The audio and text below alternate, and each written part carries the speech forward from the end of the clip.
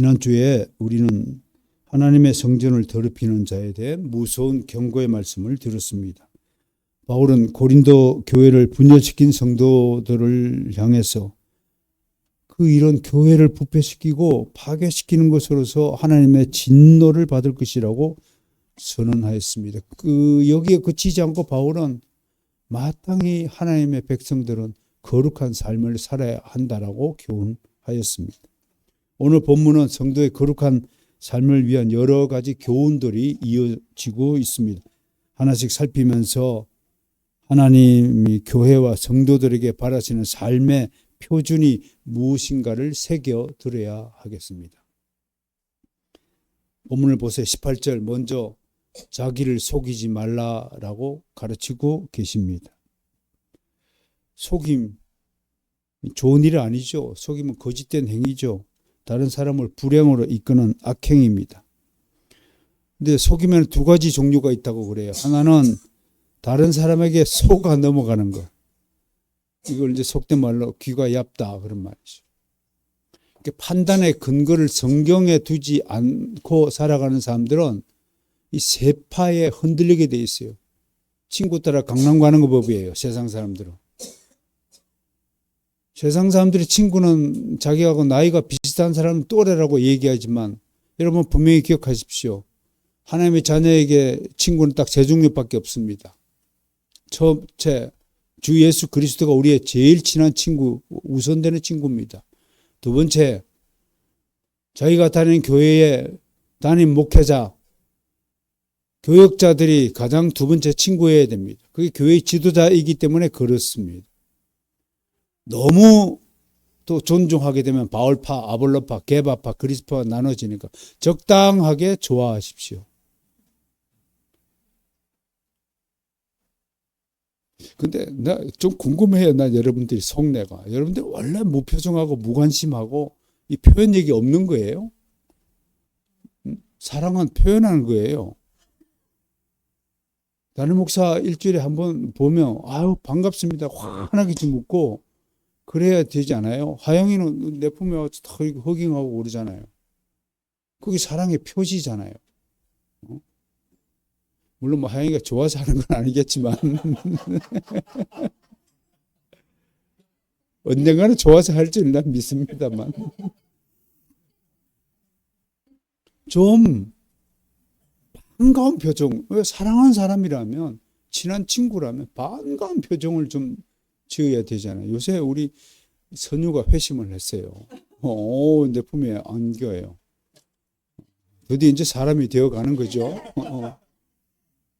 세 번째 친구는, 성도들에게 친구는 여러분들 성도들이라는 것을 아셔야 됩니다. 주님과 사역자와 성도가 우리가 사귀어야 될 유일한 친구입니다. 그것이 세상 사람들이 생각하는 친구와의 개념하고 다른 겁니다. 기독교 국가에 가보십시오. 우리는 유교적 성향이 강해서 나이가 같아야 친구라고 얘기합니다. 근데 그렇지 않아요. 친구는. 하나님을 사랑하는 사람이면 다 친구입니다. 나이가 문제가 아닙니다. 나이가 많은 사람과 어린 20대가 친구라고 서로를 소개하는 사례를 우리 숱하게 바라봅니다. 우리 모두 주 안에서 좋은 친구가 되어야 되겠습니다. 어떻든 친구 따라 강남 가는 것, 또래 따라서 이렇게 움직이는 세파에 휘둘리는, 그래서 친구한테 사기당하고 믿었던 도끼에 뭐가 찍힌다고? 발등 찍힌다. 이게 세상 사람이 당하는 불행의 특징들이에요. 제발 부탁합니다. 여러분들은 더 이상 세상 사람들이 아니에요. 우리는 하나님의 백성이에요. 우리는 예수 그리스도가 가장 귀하게 여기는 친구들임을, 그래서 예수님은 우리 보고 친구라고 불렀어요. 그런 측면에서 좀 진실한 친구를 생각하시고, 정말 우리가 남은 인생 우정을 쌓아가야 될 대상인 누군가를 생각하는 시간을 가졌으면 좋겠어요. 두 번째, 속임은 자기 자신에게 속는 거예요. 그런 말이 있어요. 영국 속담에 가장 큰 사기꾼은 자기가 자기에게 속이는 자다. 속는 자다. 가장 큰 바보도 자기에게 속는 자다. 그런 속담이 있더라고요. 그래서 이 두 가지 속임을 기억하여 주시고 정말 우리를 절대적으로 단 한 번도 속이지 않는 분에게 우리의 인생을 의탁하고 의지하시기를 바랍니다. 제발 어리석은 좀 선택을 하지 마시고 하나님을 의존합시다. 제가 하는 말이에요. 저도 참 많은 어리석은 선택을 많이 한 사람이에요. 그러나 하나님은 아세요. 적어도 제 마음속에 이 선택을 하게 된 그 마음의 동기는 하나님께서 아시고 연락해 주셨다고 저는 생각을 합니다. 예수님은 마지막 때에 일어날 징조를 묻는 질문의 제1성으로 사람의 미혹을 받지 않도록 주의하라라고 마태복음 24장 4절에서 그렇게 말씀하셨습니다. 특히 자칭 그리스도라고 칭하는 자가 일어나서 많은 사람을 미혹한다라고 예고하셨습니다. 지금 시대 보세요. 사방에 속이는 것밖에 없어요. 핸드폰에 광고가 뜨잖아요. 희한한 거 많아요. 도수를 안 맞춰도 되는 안경, 그것도 시작해서 또 전자기 치료, 좋은 옷, 싼 옷, 태문가, 짠문가, 거짓된 광고들. 옷을 한번 시켰더니 돈을 띄어 먹길 뻔했어요. 짱깨들이 운영하는 건데 한 달이 돼도 붙여지가 않네요. 그래서 이게 생산지가 어딘지를 보고 사야 돼요, 여러분. 속으면 안 돼요. 중국 제품들 그냥 날라버려요. 먹튀들이에요. 사방도처에 사기꾼들이 널려 있어요. 우리도 사기꾼들에게 속은 결과 때문에 아픈 각오를 갖고 있잖아요. 지금 우리 주변에 얼마나 많은 거짓과 사기 수법들이 난무하고 있습니까? 성도들은 이런 미혹에 걸려들지 않도록 단단히 기도로 무장해야 합니다. 그러니까 이런 아무리 똑똑한 사람이라도 사기꾼한테 안 속는 사람 없어요. 피싱이라고 그러죠, 피싱.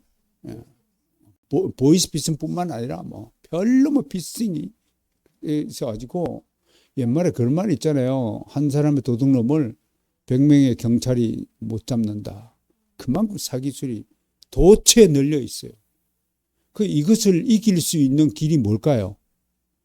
바로 하나님께 의지하는 겁니다. 그게 무슨 말이냐? 하나님께 간구하세요. 아침마다 성경을 열심히 읽는 사람은 절대 사기 당하지 않습니다. 왜? 그게 우리에게 준 특권입니다. 그 말씀을 굳게 믿으시고 속더라도 회복시켜 주실 줄 믿습니다. 그게 하나님 자녀의 특징이라는 것입니다. 사도 바울도 이런 미혹에 대해서 여러 번 경고하였습니다. 고린도전서 6장 9절 불의한 자가 하나님 나라 유업으로 받지 못할 줄 알지 못하는 자 미혹을 받지 말라. 고린도전서 15장 33절에서는 속지 말라. 악한 동무들은 선한 행실을 더럽힌다니.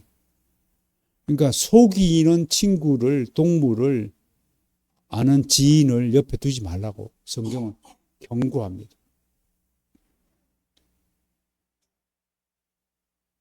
저도 사실은 속아서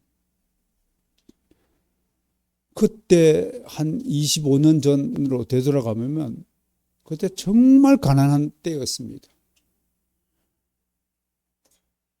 그런데 그 가난한 자가 모은 70만 원을 사기를 쳐서 가져간 사람이 있습니다.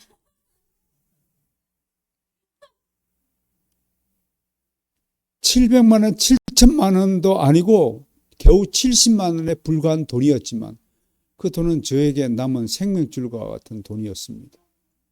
내 전 재산을 가져간 거다라고 말할 수 있습니다. 저는 그때 제 인정이, 제가 가지고 있는 나약한 인정이 그게 하나님의 주신 지혜가 아니라 내 그 얄팍한 인심, 인정에 비롯됐다는 것을 깨달았습니다. 그래서 강할 땐 강하고 부드러울 땐 부드러워야 하는 것이 하나님의 지혜인 줄 그때 깨달은 바가 있습니다. 여러분, 귀를 뚜렷게 하십시오. 그래서 정말 교회 안에서 동거래 같은 거 하지 마시고, 동거래를 하시려면 아예 드리세요. 아예 기부하세요. 우리 친구들 사이에는 동거래하는 법 아니거든요. 그러니까 가지고 있는 돈 가지고 오세요, 저한테. 기쁘게 받을 겁니다. 아침에 기도하면서 이런 생각이 들었어요. 우리 교회가 많지는 않지만 연말에 재물이 좀 쌓이면 우리 교회 안에부터 구제 헌금을 좀 드려야 되겠다. 모은 돈 좀 필요한 성도들에게 생활 자금을 좀 지원했으면 좋겠다. 그런 생각을 합니다. 그래서 나부터 먼저 받아야 되겠다라고 생각하는 사람은 과감하게 주장을 하십시오. 내가 먼저 살아야 되겠다. 그럼 먼저 드리겠습니다. 그래서 일단 100만 원이라도 마련해서 드리면 참 좋은 도움이 되지 않을까. 그리고 또 하나 기도 제목은 우리 정태를 장가를 좀 보내야 되겠다라는 강력한 또 충동이 일어나서 이 시간에 여러분들의 합력 기도를, 중보의 기도를 당부를 드립니다. 어쨌든 속지 말라. 악한 동무들은 선한 행실을 들입니다. 에베소서 5장 6절에 또 좋은 말씀이 있네요. 누구든지 헛된 말로 너희를 속이지 못하게 하라. 이로 말미암아 하나님의 진노가 불순종의 아들에게 임한다. 갈라디아서 6장 7절에서는 이렇게 말씀하고 있어요. 스스로 속지 말라. 여기 또 이 가운데도 스스로 속아 넘어가는 사람 다 많을 거야. 스스로 속지 말라. 하나님은 업신여김을 받지 아니하시리라. 사람이 무엇으로 심든지 그대로 거두리라. 이 위험한 시대를 살아가는 여러분에게 하나님의 가호가 있기를 기도합니다. 두 번째 18절 19절 보시면 이 두 구절에서 나타나는 교훈 가르침은 한마디로 어리석은 자가 되라. Be foolish. 어리석은 자가 되라. 이게 무슨 말이에요? 이거 하나님의 역설입니다. 지혜로운 자, 하나님 안에서 지혜로운 자가 되려면 세상 안이 아니에요. 세상 안에서는 똑똑하게 키워야 돼요. 근데 여러분 잘 생각해 보세요. 세상 똑똑이는요, 교회 바보입니다. 세상에서는 그렇게 잘나고 능력 있고 재주가 많고 하는 자가 믿음에 있어서만큼은 정말 어리석은 자가 많다는 것을 여러분 잘 아실 겁니다. 어떻게 저렇게 똑똑한 사람이 하나님의 일에 대해서는 저렇게 무지할까라는 생각이 들 때가 한두 번이 아닌 사람이 있거든. 자기 철학으로 자기 인생을 꾸려 나가는 사람일수록 믿음에 있어서는 천박한 지식을 가지고 있더라. 그래서 우리가 죄 없다 말하면 스스로 속인다. 진리가 우리 속에 있지 아니할 것이요 하고 요한일서 1장 8절에서 말씀하고 있거든요. 그래서 오늘 사도 바울은 지혜로운 자가 되려면 어리석은 자가 되라 라고 가르치고 있습니다. 이 세상의 지혜는 이름은 지혜라고 불리지만 사실은 매우 어리석은 것이다. 아무것도 모르는 무지다. 그렇게 뜻하는 겁니다. 바울 사도는 이미 앞서서 1장 25절 27절에서 이를 잘 역설하였습니다. 우리가 세상 가운데서는 지혜로운 자가 아니었습니다. 어리석은 자였습니다. 우리를 택하여 우리를 먼저 불러주신 것은 세상에서 똑똑하다고 잘난 체하다고 뻐기는 자들을 부끄럽게 하기 위함이라고 그렇게 분명히 말씀하셨습니다. 하나님의 지혜만이 참 지혜입니다. 이 말씀을 듣고 새겨들어야 됩니다. 세상적으로는 그냥 바보처럼 사세요. 그러나 믿음의 문제에 있어서만큼은 똑똑하게 참된 진리의 교리들을 잘 배우고 익혀서 똑똑한 입술이 되어야 됩니다. 하나님을 증거하는 입술에 있을 만큼 부끄러움 없이 주저함 없이 당당하게 입술을 열어서 하나님을 증거할 수 있는 자가 하나님 앞에서 똑똑한 자일 것입니다. 세상은 하나님의 지혜를 말하면 어리석고 시대착오적이고 이치에 맞지 않는다고 힐난하고 조롱합니다. 결국 무엇이 옳고 그르냐 하는 것은 결말에 이르러서야 알게 되고 판명됩니다. 세상의 지혜는 영원한 생명의 문으로 인도하지 못합니다. 그러므로 세상 지혜는 하나님께 오히려 어리석은 것입니다. 19절 후반부 잠깐 보세요. 뭐라고 되어 있어요? 자기 꾀에 빠지게. 이런 자들은 자기 꾀에 빠지게 한다라고 하나님이 경고하고 계십니다. 저도 이런 사람들 참 많았어요. 열심히 앞다워서 자기 몫을 챙기고 간 사람이 결국 한 방에 다 털어넣더라고요. 그렇게 돈을 아끼고. 제가 경기도 하남시에 있을 때 하남시에 제일 부자 분이 계셨어요. 재산이 뭐 2천억이 넘는다고. 그 일대의 땅과 건물이 다 자기 거예요. 그런데 그분이 평소에 하는 게 뭔 줄 알아요? 폐지주의로 다녀요. 얼마나 불쌍한지 왜 그렇게 하고 계십니까? 그 낮에는 뭐 하냐? 주차장 관리에 자기가 주차장 관리를 봐요. 이 어르신은 이런 일을 하지 않아도 충분히 복을 누리고 살 텐데요. 그랬더니 저는 돈이 너무 좋아요. 돈의 유혹에 빠진 거예요. 그래서 부자들이요, 훨씬 돈을 더 아낍니다. 훨씬 더 인색합니다. 오히려 우리가 더 후한 것은 우리는 돈을 모르기 때문에 후한 겁니다. 돈을 아끼는 사람은 돈을 사랑하는 사람이거든요. 그래서 사도 요한이 뭐라고 그러죠? 돈을 사랑함이 사도 바울이요. 그랬죠. 일만하게 뿌리다. 돈은 필요한 것이지만 돈은 사랑의 대상이 아니에요. 그래서 기도하세요. 많이 달라고 그러지 말고요. 저에게 꼭 필요한 돈을 달라고 기도하세요. 그게 올바른 기도라는 것을 여러분 아셔야 됩니다. 잘못 기도하면 자기 꾀에 빠지게 되는 거예요. 이 문구는 욥기 5장 12절 14절 염두하고 사도 바울이 썼다라고 성경 주석가들은 해석을 합니다. 자기 꾀에 빠지다. 욥기 잠깐 읽어드릴게요. 하나님은 교활한 자의 계교를 꺾으사 그들의 손이 성공하지 못하게 하시며 지혜로운 자가 자기의 계략에 빠지게 하시며 간교한 자의 계략을 무너뜨리심으로 그들은 낮에도 어둠을 만나고 다니니라. 대낮에도 더듬기를 하며 사느니라. 정말 기가 막힌 말씀 아니에요? 얼마나 참 어리석고 불행한 사람이에요. 조금 전에 소개한 그 부자. 정말 너무 허무한 인생 아니에요? 그런데 그 후담이 있어요. 그 자녀들은 롯데 강남에 제일 비싼 타워 팰리스인가 살아요. 근데 그 사람 죽고마자 3년 만에 전 재산을 다 탕진했어요. 하나님은 그러한 탐욕스러운 재물을 절대로 용납하지 않는다는 것을 제가 여러분에게 사례로 소개하는 거예요. 그 자녀들을 열심히 땀 흘려서 일하여 돈을 벌어본 적이 없습니다. 여러분, 누가 가장 큰 사기꾼이고 하나님 앞에 누가 가장 큰 게으름뱅이고 가장 하나님의 불경스러운 자냐면 자기 힘으로 일하지 않고 땀 흘리지 않고 돈을 번 사람들을 하나님은 극히 혐오하시는 거예요.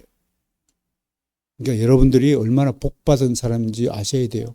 여러분들이 일주일 동안 얼마나 열심히 땀 흘리며 일하십니까?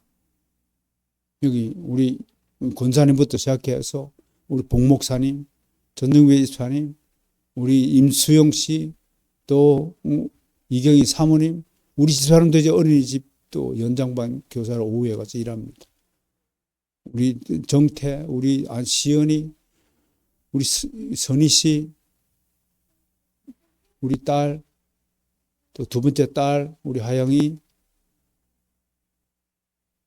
하영이한테 지난번에 물어봤어요. 하영아, 청주에도 교회가 있을 텐데 왜 안 빠지고 오냐. 다닐 만한 교회가 없어요. 내가 속으로 아싸. 우리 교회가 최고구나. 그렇게 말해 주는 것 같아서 너무 기분 좋았습니다. 어떻든요.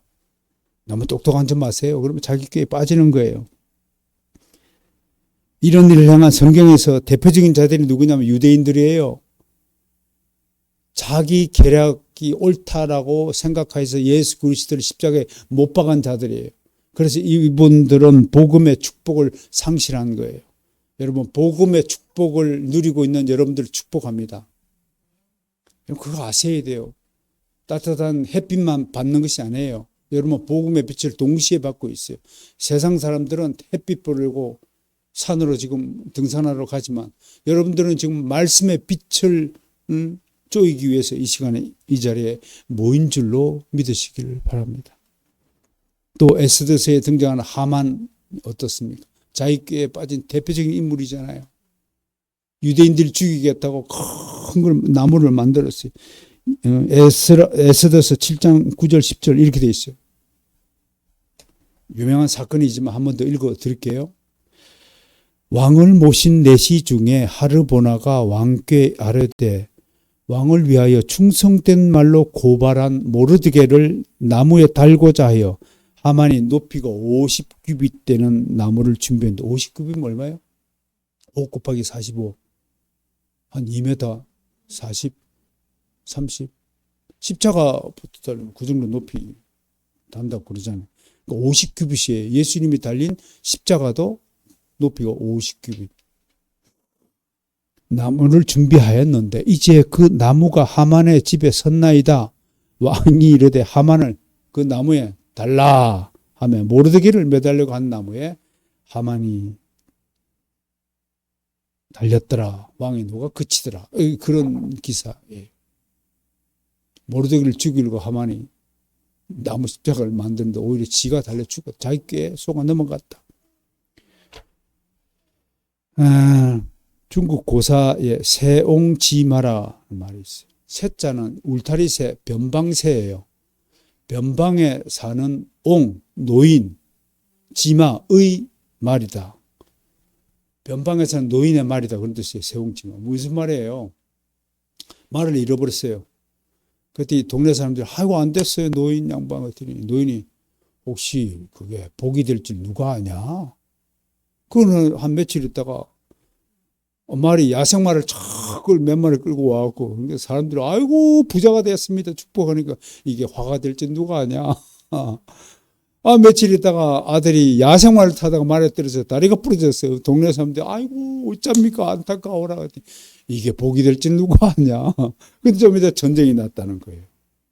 그런데 다 징집하는데 아들은 병신이 돼가지고 징집 안 하고 다른 동네 청년들은 다 목숨을 잃었는데 자기 아들만 목숨을 건졌더라. 그래서 여기서 나오는 고사가 인생지사 세옹지마다.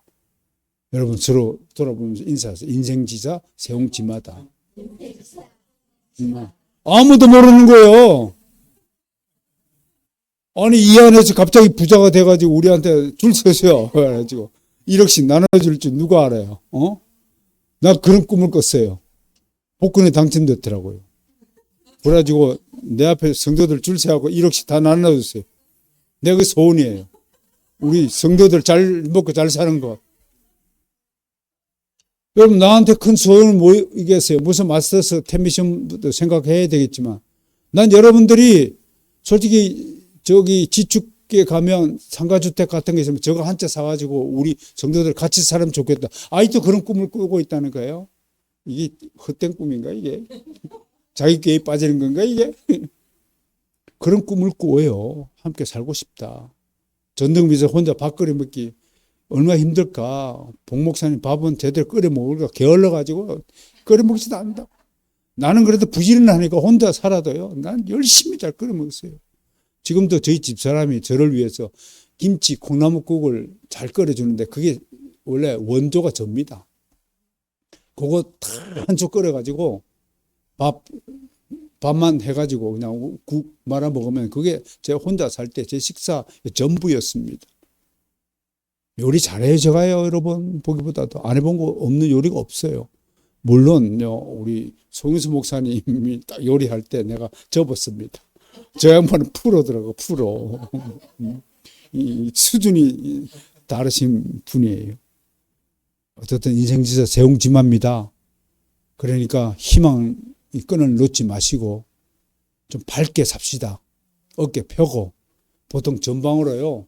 고개를 들어 15도 전방으로 쳐다보는 사람이 희망이 있다 합니다. 땅에 뭐 돈 떨어질 건가 땅 쳐다보고 다니지 마시고 하늘을 쳐다보고 살아가는 우리 성도들이 되시길 바랍니다. 20절에서는요. 헛된 세상 지혜를 말합니다. 세상 지혜는 허무한 것입니다. 재미있어. 시편 94편 11절에 이런 말이 있어요.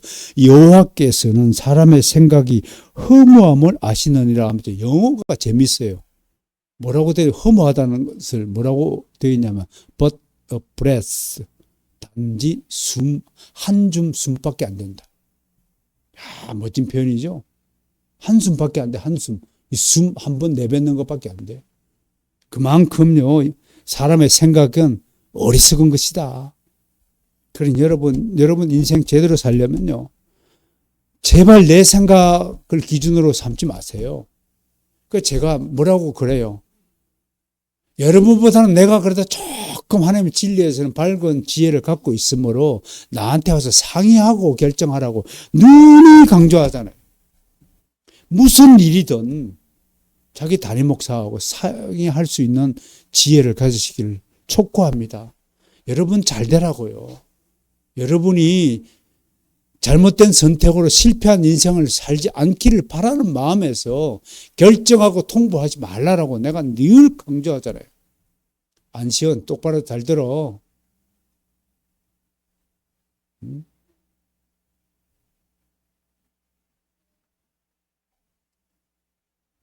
그런 우리 성도들이 되어서 저와 함께 하나님 나라에 무사히 도착하기를 소망합니다. 정말 여러분 잘 되기를 바라요. 정말 잘 됐으면 좋겠어요. 잘 살았으면 좋겠어요. 물질적으로도 너무 가난하여 비천한 삶을 살지 않기를 강력하게 내가 기도로 붙잡고 있을 테니까 열심히 땀 흘려 사세요. 걱정하지 마시고 오직 근심할 것은 사도 바울이 그랬잖아. 하나님의 뜻대로 하는 근심을 하라고요. 세상 근심하지 마시고 하나님의 뜻대로 하는 근심으로 하나님의 복을 누리는 백성이 되어서 정말 허무한 인생이 되지 않기를 소원하는 겁니다. 21절에는 사람을 자랑하지 말라라고 가르치고 있습니다. 바울의 심중에는 고린도 교회의 성도들이 바울이니 아볼로니 게바니 하면서 사람을 우두머리로 세워놓고 서로 자신들의 지도자를 자랑하며 다투고 시기함을 두고 아픈 마음을 가지고 있다고 고백하고 있습니다. 나도 만약에 여러분이 담임 목사로서 여러분들이 막 서로 갈등하고 시기하고 미워하고 질투하고 얼굴도 안 쳐다본다면 그것처럼 불행한 목회자가 어디 있을까요? 그것처럼 자식들이 싸우는 꼴을 보는 부모만큼 불행한 부모가 어디 있을까요? 또 거꾸로 여러분 자식된 도리로서 부모 잘 섬기세요. 부모 마음 아프게 하면 안 됩니다. 하나님이 그건 절대로 잊지 않습니다. 명심들 하세요. 우리 최고의 부모인 하나님의 마음을 아프게 하지 말아야 되고요. 예수 그리스도의 마음을 아프게 하지 말고 우리 육신을 낳아준 어머니 아버지의 은혜를 잊지 마셔야 돼요. 저는 이미 다 육신의 부모가 다 사라졌지만 하영아 엄마 아빠 사랑해야 돼. 사랑하고 있는 줄 알아. 우리 전부 부모를 생각하고 특히 우리 교회에 우리 이미애 권사님을 진짜 어머니로 생각하고 잘 섬겨주시고 잘 봉양해 주시기를 진심으로 부탁합니다. 오늘도 제일 맛있는 음식은 권사님부터 드리는 효심을 좀 발휘해서 기운 잃지 않도록 주시기를 바랍니다. 21절부터 23절 마지막에는 오늘 교훈의 대미를 장식합니다. 뭐냐면 다 너의 것이다. All is yours. 다 너희들 것이다. 그러니 욕심 좀 부리지 말라. 그 다음 가로치면 그 심정이 담겨 있는 거예요. 이게 네 단계로 되어 있어요. 21절에 만물이 다 누구 것? 우리의 것. 만물이 다 우리의 것입니다. 두 번째로 사역자들도 우리를 섬기기 위해서 존재하는 자들이다. 제가 무엇 때문에 여러분 앞에 서 있습니까? 여러분들을 섬기기 위해서. 첫 번째, 말씀으로 섬기기 위해서 있는 사람입니다. 두 번째, 기도로 섬기기 위해서 있는 사람입니다.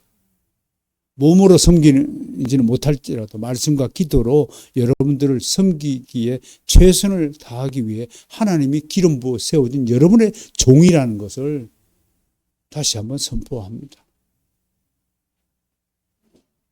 세 번째 단계가 뭔가요? 23절에 너희는 누구 것? 그리스도 것입니다. 자, 1단계, 2단계, 3단계까지 왔습니다. 우리는 그리스도의 것입니다.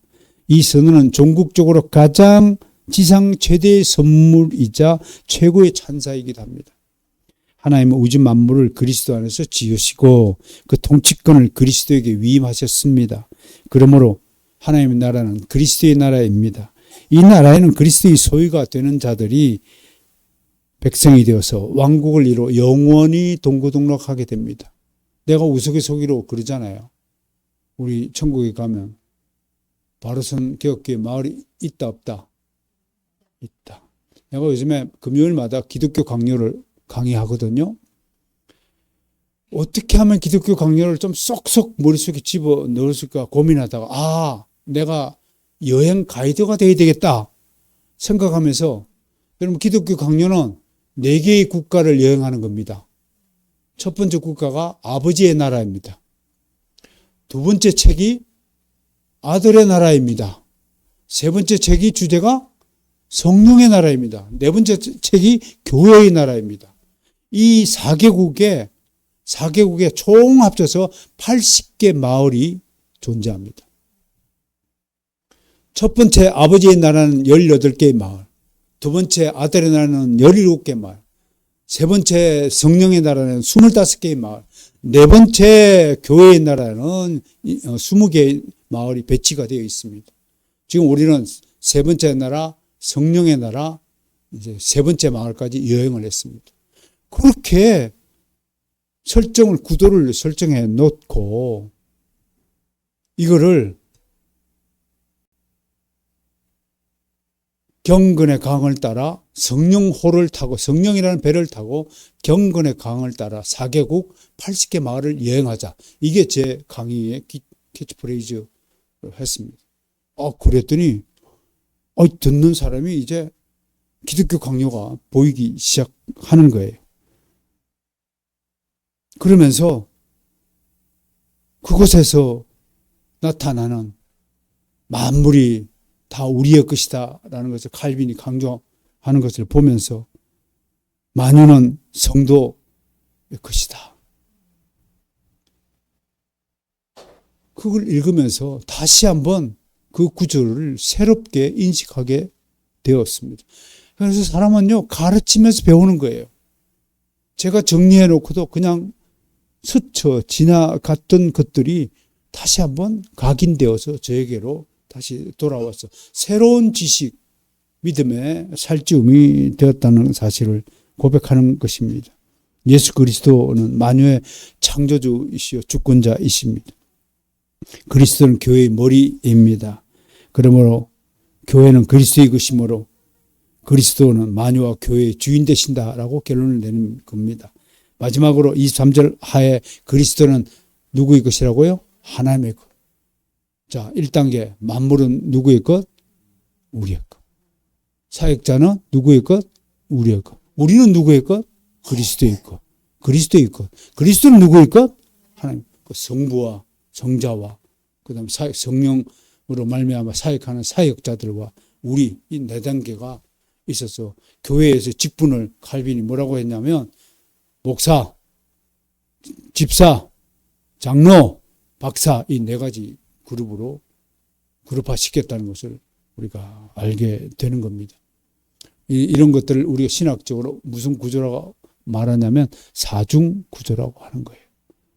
그래서 바이블 시네마의 기성전결 구조도 사중 구조를 가지고 여러분에게 성경을 풀어 설명하고 있다는 것을 아시고 읽어주시면 훨씬 더 이해가 쉬울 것이라고 생각을 합니다.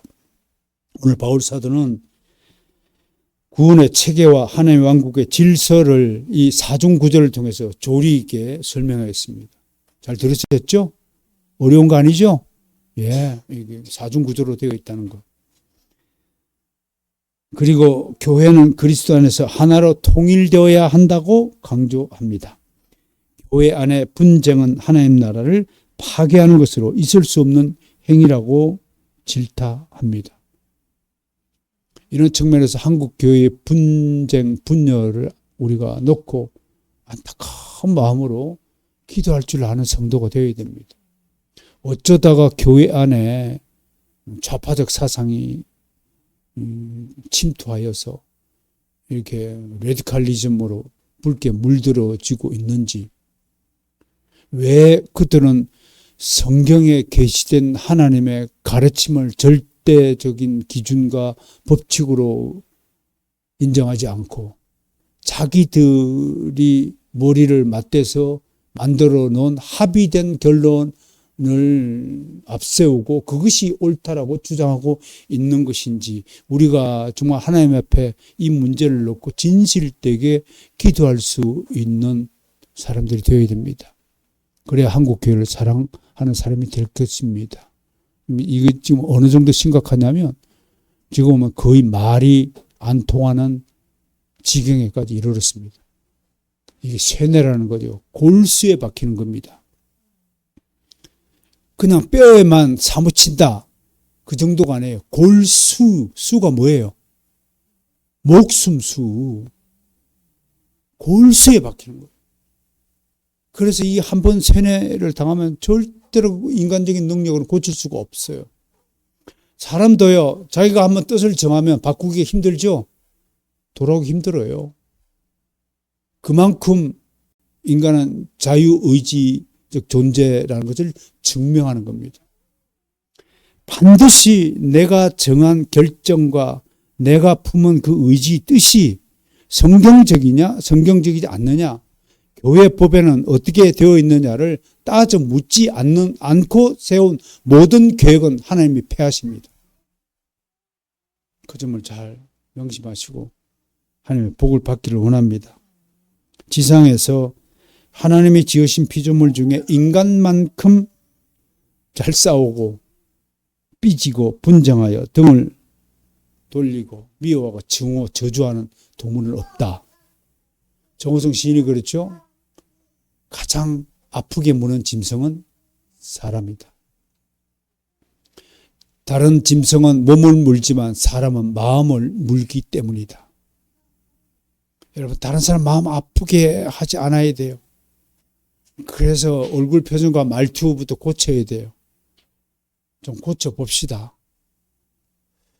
저희 집사람이 참 제가 놓고 기도한 것 중에 하나는, 오랫동안 아이들 사역을 하다 보니까 말투가요, 거의 명령체입니다. 뭐해? 이거 해? 저거 해? 치워? 말어? 하지 마?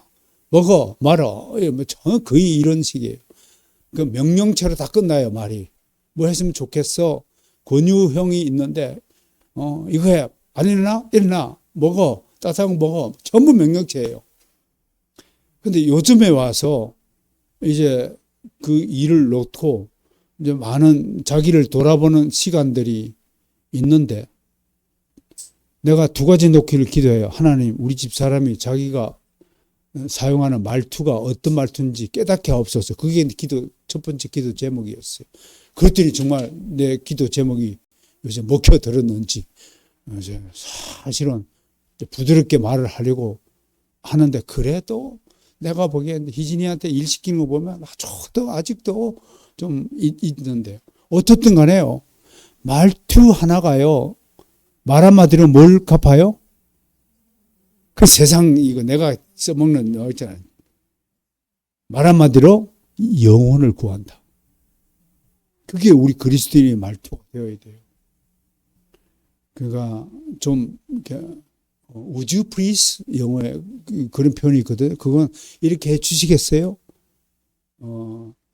예를 들자면 내가 주문할 수 있어요? 그런 거를 우리는 뭐 주세요 그러잖아요. 커피 2잔 이렇게 하지만 우리 말이 굉장히 둔탁하고 좀 모렴치하고 또 비인격적인 용어가 많아요. 근데 영어는 뭐예요? Can I order? 내가 주문할 수 있어요? 말이 이렇단 말이에요. 그래서 왜 영어를 강조하냐면 영어를 배우면 명령체가 이렇게 권면하는 채, 권유하는 채로 언어가 바뀌게 돼 있어요. 언어가 바뀌면 다른 사람들의 마음을 쉽게 얻고 사게 되어 있어요. 그래서 이 말을 홀려 듣지 마시고 영어 공부를 좀 하세요. 영어 문장을 공부하다 보면 내가 쓰는 말투가 얼마나 다른 사람들의 마음을 무겁게 할 수도 있겠다라고 생각하는 그 순간이 여러분들이 진짜 참된 믿음의 전사가 되는 계기가 된다. 거기에다가 밝은 얼굴 표정을 좀 짓고 접어가는 소리예요. 내가 제일 못하는 게 이제 표정이잖아요. 화난 듯한 얼굴 표정을 누굴 나모르겠습니까? 우리 교회에서 나보다도 환한 표정을 잘 짓는 사람도 없을 것이라고 생각을 하는 차원에서 이렇게 말씀을 드립니다. 좀 봐주세요. 저도 노력을 하겠습니다. 어쨌든 이 모든 문제, 이 모든 해결되지 않는 문제의 원인이 뭐냐면 내 안에 도사리고 있는 누구 때문에? 죄 때문이에요. 이게 다 죄 때문에 그랬어요. 이 죄가 해결되지 않으면 의인도 없고 구원도 없는 것입니다. 비록 그리스도로 말미암아 죄사함을 받고 죄의 문제를 해결받아서 구원받은 우리 안에도 여전히 죄는 존재합니다. 죄의 실체는 사라졌지만 죄가 남긴 진한 여운이 남았다. 칼빈이 기독교 강요에서 이렇게 정의를 내서 소개해 드릴게요. 기독교 강요 3권 3장 11랑 이렇게 되어 있어요. 우리는 옛사람이 십자가에 못 박혔다. 하나님의 자녀에게서 죄의 법이 이미 제거되었다. 그러나 그 흔적은 여전히 남아있다. 그것이 그들을 지배하지는 못하지만 그들로 하여금 자기들 자신의 연약함을 의식하여 하여 그들을 겸손하게 만들기 위함이다. 이야, 죄의 흔적이 남아있는 것은 죄를 늘 의식하고 살라. 죄를 늘 의식하고 살아야 내가 그래도 겸손한 자리에 앉아있는다. 교만하지 않는다. 이 기막힌 역설의 진리를 여러분 오늘 가슴에 쓸어 담고 가십시오. 12항에 이렇게 되어 있어요. 본성이 부패한 결과로 사람의 모든 기능이 손상되었고 부패하여 있어 무질서와 무질죄가 끊임없이 그 모든 행위에서 나타나고 있다. 우리가 지금 행하는 육신적으로 행하는 모든 행동은 뭐라고요? 무질서하고 무질자하다는 거예요. 참 반성해야 될 점이 한두 가지가 아닌 것 같죠. 절제가 없으니 그런 죄의 흔적들, 성향들이 지속적으로 나타나가는 것이다. 저는 칼빈의 이 이야기를 들으면서 그냥 천재가 아니고 정말 이분은 성령 충만한 하나님의 사람이었구나라는 것을 실감합니다. 여러분 신앙생활 하면서 아시잖아요. 이런 수준, 이런 신앙의 수준을 가지기 위해서 우리가 어떠한 노력을 해야 될 것인지 여러분 다 아시잖아요. 새겨 들으시길 바라요. 그래서 죄로 인하여 너무 갈등하거나 너무 큰 근심하지 말고 오히려 이것 때문에 바울에게 심어둔 그 육체의 가시 때문에 바울이 교만하지 않고 겸손한 삶을 살 수밖에 없었다는 그 고백을 생각하면서 우리의 죄를 짓지 말아야 되지만 지나치게 죄로 인하여 그렇게 갈등하고 죄책감을 가지고 주눅이 들어가지고 나는 안 돼 실패 루저의 의식을 가질 필요는 없다는 것을 오늘 강조하는 것입니다. 존 오웬은 이것을 죄의 경향성이다라고 설명했습니다. 즉 죄가 남긴 고약한 냄새와 추한 모습들은 여전히 성도와 동행하고 있다는 것입니다. 이 모든 더럽고 추한 죄의 사슬에서 완전히 자유함을 누리기 위해서 우리는 더욱더 말씀과 기도로 무장해야 할 것입니다. 기도하겠습니다.